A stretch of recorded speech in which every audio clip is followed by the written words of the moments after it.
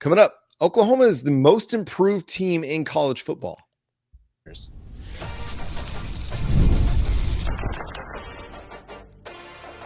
You are Locked On Sooners, your daily podcast on the Oklahoma Sooners. Part of the Locked On Podcast Network, your team every day.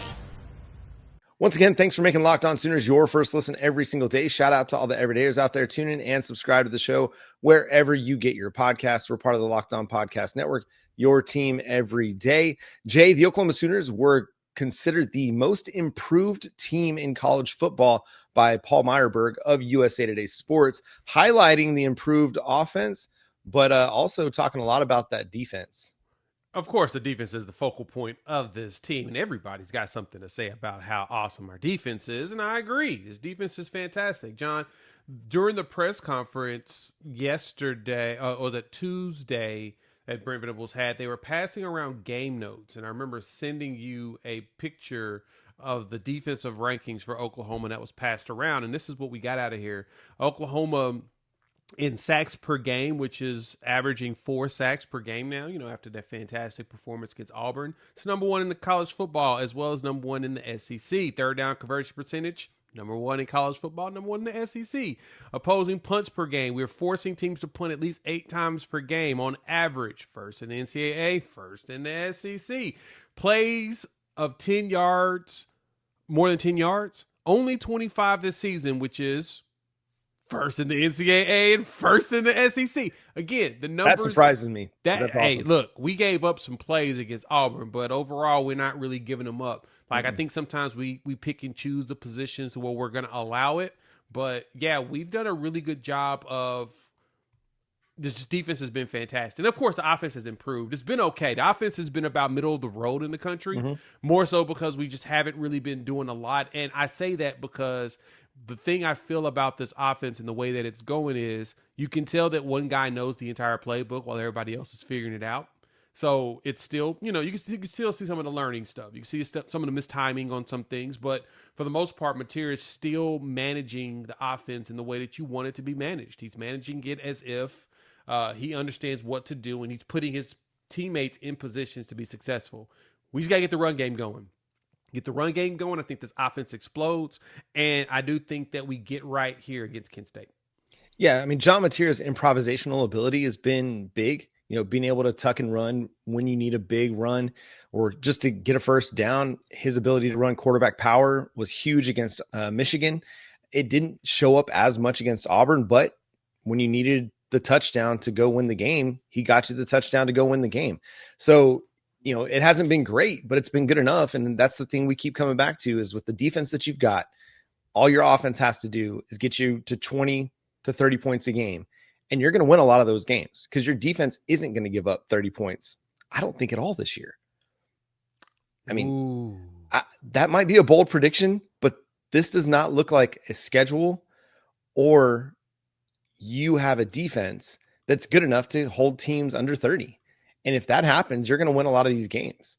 The Texas offense isn't what everybody thought it was going to be. LSU's offense isn't what everybody thought it was going to be. South Carolina, they're hit and miss.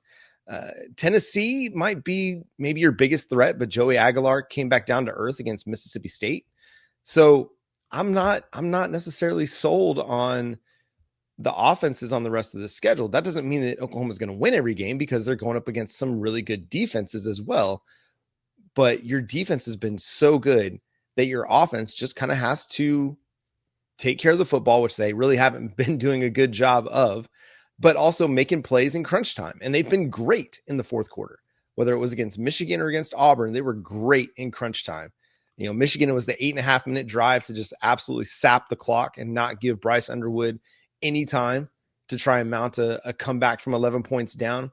And against Auburn, it was, hey, we need a score. Let's go get a score. 6 plays, 75 yards, touchdown. Yeah, that's the impressive part is that as the game progresses, it feels like the offensive line gets stronger. The run game actually picks up. You start getting like 6 yards a carry and 11-yard runs for first downs. Like, we have done a really good job in the clutch eating clock as you need to. And then the defense, of course, once again shows up when it matters the most. Like I still can't get over that 2-minute and 14-yard drive where Mateer took us down the field and we took the lead against Auburn. I'm just ready to see what Mateer looks like on the road against, some of these SEC teams. I'm ready to see him against South Carolina and how he can will a team to victory out there at William Bryce. Tough stadium to play in, tough place to play, but he's shown that not only with his leadership and his ability, that everyone rallies around him and they focus their mind and they go out there and execute last minute. Like we've done a great job so far, and we've been in those situations. It's not a situation where we've never seen it before. You can tell that, they're gaining the proper experience so that as the season, like I said, progresses, they're just going to continue to get better and better. So all we got to do now, again, is get this run game established. We establish a run game, John, I think we'll be fine.